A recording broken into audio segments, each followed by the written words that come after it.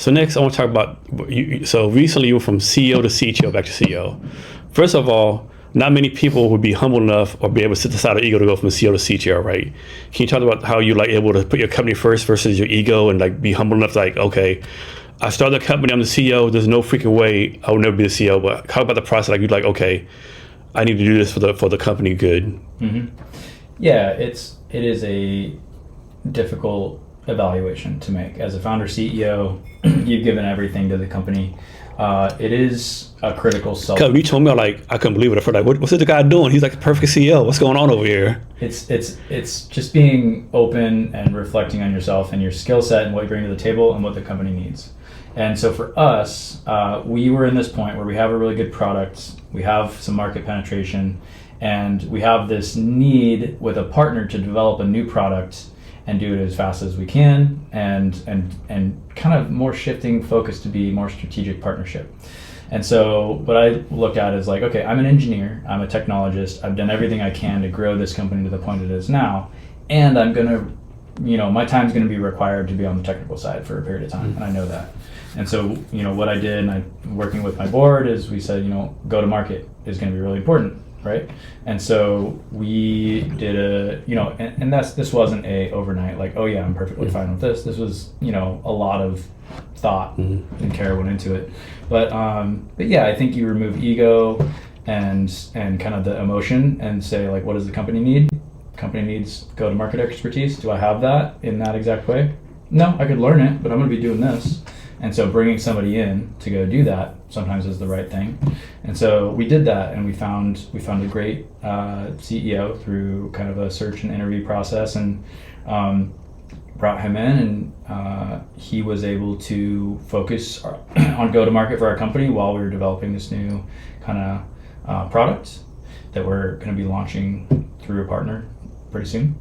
And that was about a 6-month process. And so, actively right now, we're at the point where we are kind of shifting company focus from individual go-to-market, meaning like us, Violet, going and selling to as many people as we can, to partnering with bigger companies that already have that market penetration and already have the ability to go get this out to the world. And so with that shift in focus and the emphasis on go-to-market internally in Violet being less, the decision was made that I'd step back into that seat, and then the CEO that we hired is kind of in a go-to-market advisory role for the company. And it's one of those things where we hired a good person. So there was no like pushback from him, like, what the hell are you doing? You hired me CEO, now you're gonna get rid of me in 6 months? Like no like drama or nothing? No, it was a really good partnership, and it was, again, an acknowledgement of like, what does the company need? What's the best thing? And so, yeah, it could have gone a lot of different ways, but I'd say it went as smooth as it could. And I think we're set up in a position now where... Scoot up just a little bit. Yeah, we're in a position now where we can give it our best shot to go find the right strategic partner. And we have a few that we're, in really good conversations with, and it's looking like we're going to kind of get to this next phase, and it's going to be very positive. And so, I think interviewing well is an important part of that, right? It's like you can get the highest performer that's like maybe not the best person, and maybe it would have gone a lot worse, right? So changing subjects, how does someone build a sauna? A sauna? Yeah. There's the easy way and there's the hard way. I'm guessing you picked the hard way.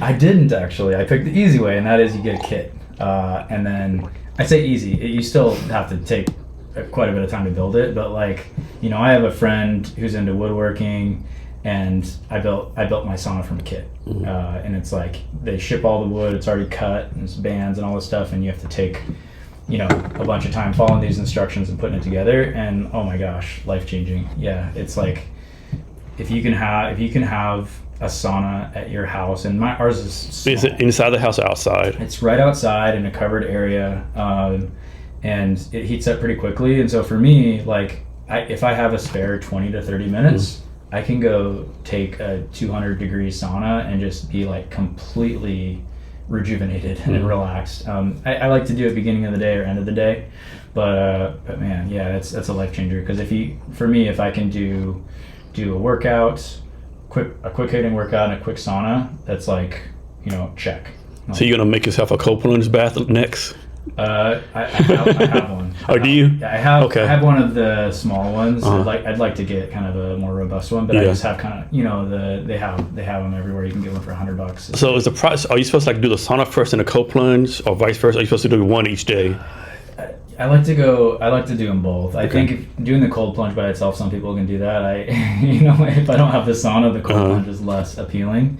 But when you do the sauna and you kind of come out of it and you're feeling pretty good, and then you get in the cold plunge, that's a pretty darn good feeling. But I like, you know, my favorite thing is to do a rotation kind of back and forth a few times. And is like you do this first thing in the morning after work, or just depends? First thing in the morning is good, but honestly, like late at night is great because you go through that and you just crash immediately. Yeah, it sets your body up for sleep really well. So just talk about how you prioritize yourself. Like, you know, you have kids, you have a startup, you don't know what you do for stuff. I'm presuming you have some friends you hang out with once in a while, you know. Sometimes, friends you have, like all this stuff going on, right? How do you prioritize stuff? That's probably the most important thing, is just setting up your own personal expectations and your own personal prioritization. For me, it's getting very organized around what are my parenting responsibilities. Like, what are the events that I have to go meet? So that's locked in, and then I build, you know, and obviously I have to minimize, you know, there's a work day, right? And there's hours where you have to minimize that. But, you know, for me, I kind of build my work around that. And then what I've found, the only way to get the personal routine in is to schedule that into. It's like, you know, on Tuesday, I only have time at between 6 and 7 in the morning. And so therefore, that is the time that I would be able to do that routine if I were going to do it. And if I don't like intentionally schedule it in, then the whole day goes by and it doesn't happen, right? And so it's just being intentional, scheduling it in, and understanding the priorities, right? For me, I'm going to be a good parent, and so I'm gonna prioritize that. I'm gonna build that in, and then I would say personal fitness is the one that's fallen off the easiest, and I've scheduled last. And I think that's probably true for so many people, right? You want to take care of everybody else before yourself, but awesome. I'm gonna start working out tomorrow.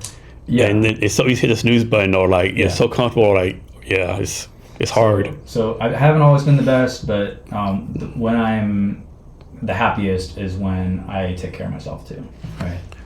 So how do you think you being an entrepreneur is like rubbing off your kids? Like, I personally think if you're a parent's entrepreneur, your kids are picking stuff up right, even if you're not like teaching them some kind of way, it's just rubbing off right. They've seen what dad's doing. Yeah. They've seen, you know, I think this makes you a better parent. Yeah, I think so. And it's tough to know what your kids would be like if they weren't around that, but it seems like kind of creativity and curiosity rub off a little bit. Like, if you're curious about things, kind of even like over the top sometimes, like curious in a way that you're really like asking a lot of questions about things that you know the answer to, but you're helping kids understand that, trying to understand and being curious about why things work the way they do, how you would go solve a certain problem, like it rubs off. And it's like, it's one of those things where just modeling it for your kids, what you know, the values that you think are important. I've noticed my kids being very creative and very curious about things, and also just like, you know, how do things work? How do you build things? How would one, like, we have 3D printers in our garage, and they're like, what can we 3D print? Like, I saw this cool thing. Could we do that? Could we make that on the printer? Okay, let's do that, right? You said your kids are 8 and 6. 8 and 6, yeah. And I think also, you know, they're schools these days, if you get in the right school too, like they're already coding. They're doing all sorts of stuff that I never did when I was in school, and they pick it up so quickly. It's like, you know, kids can learn languages very well when they're young. Learning different technologies is no different, right? They can understand things.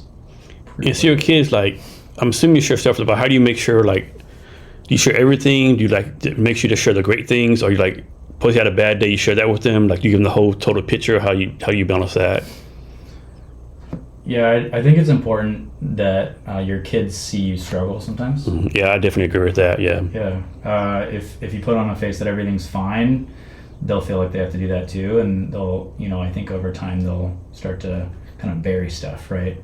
But if you show that something hard happened and you express that emotion and you kind of talk to them about it, they learn it's okay to talk about it when they have a hard day. And again, it's just emulating those for them and letting them see you do it first. Like, just telling them they should do something does not work if they see you doing something different, because that's like, they learn from watching you do everything, right? And no parent's perfect, and everybody has hard days. And the thing that I've learned is it's never too late to go address it, apologize. Hey, like, I know I was, I lost my patience there. I'm sorry, right? Even if they didn't look upset or anything, when you're not being the best that you can be. And you snapped at them or something, or like, I don't have time for you, or like, you didn't play with them. You like, going back and just addressing it with them, that makes a huge difference. Has this ever happened? Like, you talking to your kid, or you going on your day, whatever, and your kid like, Dad, just do this. You're like, oh shit, that actually fucking works. Actually, yeah. So my daughter's 8 and my son's 6. So my daughter's a little older, and she's extremely intuitive. Like, she'll look at something and be like, why are you doing that? That seems like the hard way, right? Like, she's very smart, she's learning a lot of things quickly. So I would say that's not just has happened before. That's like semi-regular, that she'll just like kind of really consider other ways of doing things and bring it to my attention. So what's different about your technology that other companies don't have, that are doing the same thing as you? Well, the method, on both sides, the method of killing germs for us, like the patented technology, is in a way that other companies don't and can't do. And the way that we envision to do that is more effective. And so that gives us an advantage. But on the other side of kind of pathogen sensing and differentiation, so again, that is a very unique technology that doesn't exist in the world yet. So there's kind of a go, no go, like COVID test, for example, is like, is COVID there? Yes or no? But for us, it's real time, updatable, and you can have any germ, any pollutant in the world can be part of this data set that you can go detect.